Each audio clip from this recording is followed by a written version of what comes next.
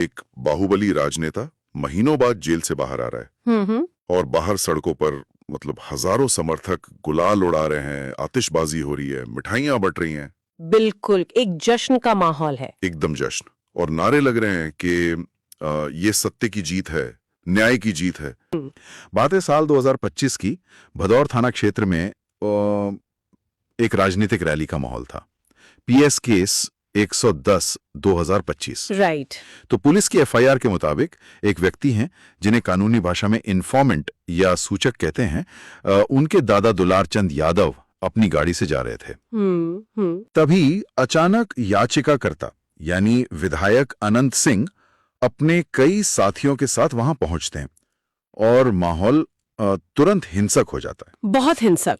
FIR में दर्ज कहानी के अनुसार सह आरोपी राजवीर सिंह और करमवीर सिंह दुलारचंद यादव को जबरदस्ती गाड़ी से बाहर खींचते हैं। हाँ। इसके बाद विधायक अनंत सिंह अपनी बंदूक निकालते हैं। हाँ। और दुलारचंद के बाएं पैर की एड़ी पर गोली मार देते हैं, मतलब एड़ी हील पर। देखिए कहानी यहाँ खत्म नहीं होती है। अच्छा। एफआईआर आगे बताती है कि गोली लगने के बाद जब दुलारचंद गिर जाते हैं तब सह आरोपी छोटन सिंह और कंजे सिंह वो लोहे की रॉड से उनके सिर, पीठ और पेट पर बेरहमी से वार करते हैं। बाप रे। और अंत में एक थार गाड़ी से उन्हें कुचल दिया जाता है। ओहो। और अस्पताल ले जाते समय उनकी मौत हो जाती है। तो मतलब ये किसी एक्शन फिल्म के खौफनाक दृश्य जैसा लगता, जहां एक के बाद एक कई लोग हमला कर रहे हैं। बिल्कुल। एफआईआर खुद चीख चीख कर कह रही है कि दुलारचंद को लोहे की रॉड से पीटा गया और थार गाड़ी से कुचला गया। और ये काम सह आरोपियों ने किया। तो विधायक अनंत सिंह पर जो आरोप है वो सिर्फ पैर की एड़ी पर गोली मारने का है। राइट। तो फिर कुचलकर मारने की जिम्मेदारी उस इंसान पर कैसे डाल दी गई जिसने सिर्फ पैर पर गोली चलाई? ये तो कानून का बड़ा अजीब तर्क हुआ। देखिए, आम आदमी के नजरिए से ये अजीब लग सकता है, लेकिन यहीं पर कानून की एक बहुत महत्वपूर्ण अवधारणा काम करती है जिसे साझा इरादा कहते हैं। इंग्लिश में शेयर्ड इंटेंट। हाँ, शेयर्ड इंटेंट। बीएनएस की जो धारा 3 सबसेक्शन 5 लगाई गई वो इसी बारे में है। एफआईआर सिर्फ अभियोजन पक्ष यानी शिकायतकर्ता और पुलिस की तरफ से बताई गई एक कहानी होती है। मतलब ये अंतिम सत्य नहीं है। बिल्कुल नहीं, ये कोई साबित हो चुका सच नहीं है। जब ये कहानी अदालत में सबूतों की कसौटी पर कसी गई तो पूरी की पूरी तस्वीर ही पलट गई। और यहाँ बात सच में बहुत दिलचस्प हो जाती है क्योंकि वो तस्वीर पलटी एक मेडिकल रिपोर्ट की वजह से। हाँ। जब मैं इस जमानत आदेश को पढ़ रहा था तो मेरी नजर सीधा पोस्टमार्टम रिपोर्ट वाले हिस्से पर गई।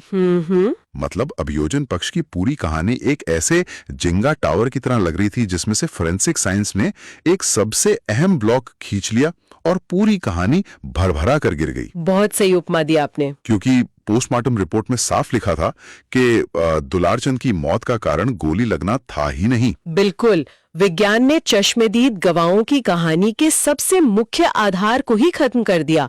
रिपोर्ट में मौत का कारण हाइपोवोलेमिक शॉक और कार्डियो रेस्पिरेटरी फेलियर बताया गया। अब जरा इसे आसान भाषा में डिकोड करें। Hypovolemic shock. हाँ, हाइपोवोलेमिक शॉक मतलब शरीर से इतना ज्यादा खून बह जाना या अंदरूनी अंगों का इतना डैमेज हो जाना कि दिल के पास पंप करने के लिए खून ही न बचे। ओहो। और वो काम करना बंद कर दे। तो ये कार्डियो रेस्पिरेटरी फेलियर हुआ। और ये क्यों हुआ? क्योंकि फेफड़ों और दिल में क्रश्ड इंजरी थी। मतलब उन्हें किसी भारी चीज से कुचला गया था। बिल्कुल। रिपोर्ट ने स्पष्ट किया कि ये चोट किसी कठोर और कुंद वस्तु से लगी थी, हार्ड एंड ब्लंट ऑब्जेक्ट। और याद कीजिए एफआईआर में कुचलने का आरोप किस पर था? सह आरोपियों पर। वही तो, अनंत सिंह पर तो सिर्फ बंदूक चलाने का आरोप था और बचाव पक्ष के वकीलों ने अदालत में इसी बात को मजबूती से पकड़ लिया। एकदम। उन्होंने कहा कि भाई जिस चीज से जान गई वो तो हमारे मुवक्किल ने किया ही नहीं। देखिए, बचाव पक्ष की कानूनी रणनीति यहाँ बहुत आक्रामक थी।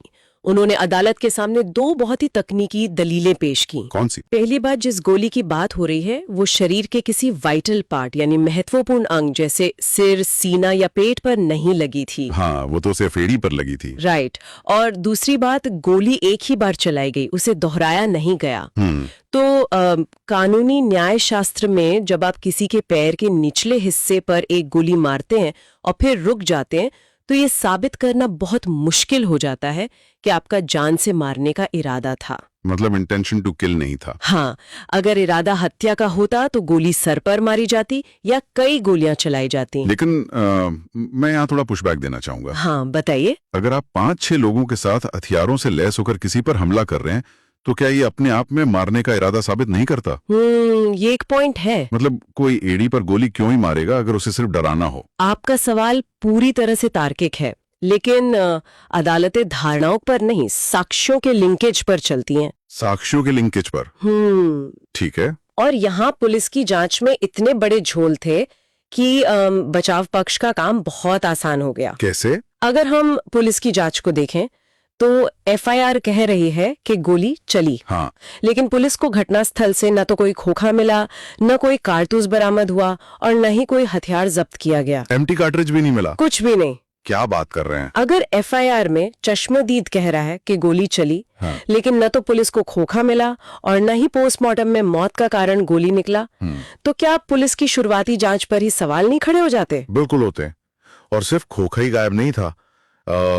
यहाँ जो बात सबसे हैरान करने वाली है वो ये है कि जमानत आदेश में केस डायरी का भी जिक्र है। ओह, केस डायरी, ये पुलिस वाली डायरी? हाँ, केस डायरी किसी भी आपराधिक मामले की रीढ़ होती है। ये जांच अधिकारी का वो रोजमर्रा का रजिस्टर है जिसमें वो लिखता है कि उसने आज किस गवाह से बात की, मौके पर क्या देखा। तो इस केस डायरी में क्या था? इसी केस डायरी के पैराग्राफ 81 से लेकर 191 तक एक बहुत ही अलग कहानी चल रही थी। अच्छा। आदेश में साफ लिखा है कि घटनास्थल पर कुछ पुलिसकर्मी भी तैनात थे, उनकी बाकायदा वीडियोग्राफी भी हुई थी और उनके बयान भी दर्ज थे। तो उन्होंने तो सब देखा होगा। मजे की बात देखिए, उन दर्जनों पुलिसकर्मियों में से किसी एक ने भी अपने बयान में ये नहीं कहा कि उसने अनंत सिंह को गोली चलाते हुए देखा। अरे बाप रे, मतलब पुलिस खुद ही अपनी एफआईआर का समर्थन नहीं कर रही थी। बिल्कुल, किसी भी स्वतंत्र गवाह ने अभियोजन पक्ष की इस कहानी की पुष्टि नहीं की। तो इसमें अदालत क्या करती है? जब ऐसी स्थिति बनती है जहां मेडिकल साइंस आपके चश्मदीद गवाह की कहानी से मेल नहीं खाता और पुलिस के अपने केस डायरी आपकी एफआईआर को सपोर्ट नहीं कर रही हो, तो भारतीय न्याय व्यवस्था में एक सीधा नियम लागू होता है। कौन सा नियम? बेनिफिट ऑफ डाउट या संदेह का लाभ। और ये लाभ हमेशा आरोपी को मिलता है। हमेशा? हाँ। अदालत ये देखती है कि पुलिस की जांच और फोरेंसिक सबूतों के बीच का विरोधाभास इतना गहरा है कि आरोपी को अनिश्चित काल तक जेल में नहीं रखा जा सकता। ये बात तो है। और आदेश पढ़ने पर मैंने एक और फैक्टर देखा था। हाँ, मृतक का बैकग्राउंड। राइट, बिल्कुल। बचाव पक्ष ने अदालत को यह भी बताया कि जो मृतक था दुलारचंद यादव, उसका खुद का एक लंबा आपराधिक इतिहास था। हाँ, उसे एक हार्डकोर क्रिमिनल बताया गया अदालत में। इतना ही नहीं, इसी घटना को लेकर एक क्रॉस एफआईआर भी दर्ज थी। मतलब ये कोई सीधा साधा मामला नहीं था जहां एक मासूम पे अकारण हमला हुआ हो। ये दो गुटों के बीच की एक जटिल और हिंसक झड़प का मामला लग रहा था। देखिए, क्रॉस एफआईआर होने का मतलब ही ये है कि दोनों पक्ष एक दूसरे पर आरोप लगा रहे हैं। ऐसे में पुलिस के लिए ये तय करना कि आक्रामक कौन था और बचाव कौन कर रहा था बहुत मुश्किल हो जाता है। चलिए, ये तो बात हो गई फोरेंसिक साइंस और केस डायरी की। इन झोलों ने तो बचाव पक्ष की मदद कर दी। लेकिन अदालत के सामने एक बहुत बड़ा पहाड़ अभी भी खड़ा था। आपराधिक इतिहास? बिल्कुल, याचिकाकर्ता का अपना लंबा आपराधिक इतिहास। जब मैं आदेश पढ़ रहा था तो मुझे लगा कि अदालत इस पॉइंट पर आकर शायद जमानत खारिज कर दे। ये सोचना बहुत स्वाभाविक है, क्योंकि किसी भी बेल हियरिंग में क्रिमिनल एंटीसेडेंट यानी पुराने आपराधिक रिकॉर्ड को हमेशा एक मजबूत आधार के रूप में पेश किया जाता है। हाँ, प्रोसिक्यूशन तो यही चाहेगा ना। बिल्कुल। अभियोजन पक्ष की हमेशा कोशिश होती है कि वो जज साहब को ये बताए कि ये व्यक्ति आदतन अपराधी है, इसे बाहर मत छोड़िए। और यहाँ तो इतिहास को लेकर ही दोनों पक्षों में गजब की लड़ाई थी। कैसे? बचाव पक्ष के वकीलों ने दावा किया कि अनंत सिंह के खिलाफ जो 51 मुकदमे दर्ज हैं, 51? हाँ, 51, उनमें से ज्यादातर में वे बरी हो चुके हैं या फिर पुलिस ने फाइनल रिपोर्ट लगाकर मामला बंद कर दिया है। और जो 16 मामले बचे हैं उनमें वे पहले से जमानत पर है। ओके। दूसरी तरफ पुलिस की केस डायरी के पैराग्राफ 174 में 27 लंबित मामलों की एक लिस्ट दी गई थी।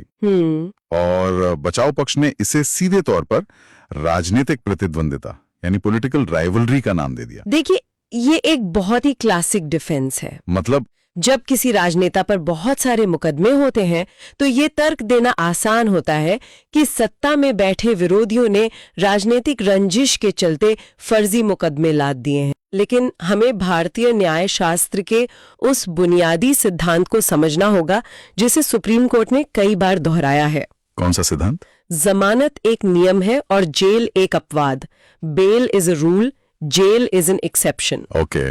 अगर अदालत किसी व्यक्ति को सिर्फ उसके पुराने आपराधिक इतिहास के आधार पर जेल में रखती है तो वो प्रिवेंटिव डिटेंशन बन जाता है। प्रिवेंटिव डिटेंशन यानी निवारक निरोध। हाँ, जो कि एक बिल्कुल अलग कानून है। तो मतलब अदालत सिर्फ वर्तमान मामले के सबूत देखेगी, इतिहास को साइड में रख देगी। काफी हद तक हाँ। इस वर्तमान मामले में याचिकाकर्ता 2 नवंबर 2025 से जेल में था। जब माननीय न्यायाधीश रुद्र प्रकाश मिश्रा ने सारे तथ्यों को देखा कि मेडिकल रिपोर्ट में मौत गोली से नहीं कुचलने से हुई है, मौके से कोई गोली नहीं मिली है और पुलिस कर्मियों ने खुद गोली चलते नहीं देखी है, तो उनका आधार स्पष्ट था। क्या आधार? कि अगर प्रथम दृष्टया प्राइमा फेसी वर्तमान मामले में आरोप साबित होने के सबूत कमजोर हैं, तो सिर्फ पुराने मुकदमों का हवाला देकर किसी को बिना ट्रायल के महीनों या सालों तक जेल में सड़ाना न्याय के सिद्धांत के खिलाफ है। और इसीलिए उन्हें 15,000 रुपए के निजी मुचलके यानी बेल बॉन्ड और 2 जमानतदारों की शर्त पर जमानत दे दी गई, जिसमें से एक परिवार का सदस्य होना चाहिए। हाँ। और अदालत ने इस राहत के साथ कुछ बहुत सख्त शर्तें भी लगाई हैं। हाँ, है ना? बहुत सख्त शर्तें। जैसे कि गवाहों को डराना धमकाना नहीं है, सबूतों के साथ कोई छेड़खानी नहीं करनी है और ट्रायल की हर एक तारीख पर अदालत में पेश होना है। लेकिन जैसे ही ये आदेश अदालत के पन्नों से निकलकर बेगूसराय और मोकामा की सड़कों पर पहुंचा तो क्या हुआ? इसकी शक्ल ही बदल गई। जमीनी रिपोर्टिंग बताती है कि 3 महीने बाद जेल से बाहर आने की खबर मिलते ही इलाके में जश्न का माहौल बन गया। सड़कों पर युवाओं की टोलियां अबीर गुलाल उड़ा रही थीं, पटाखे फोड़े जा रहे थे और अनंत सिंह जिंदाबाद के नारे लगाए जा रहे थे। समर्थकों ने इस तकनीकी जमानत को सीधे सीधे न्याय की जीत और साजिश की हार घोषित कर दिया। यही तो पॉलिटिकल परसेप्शन है।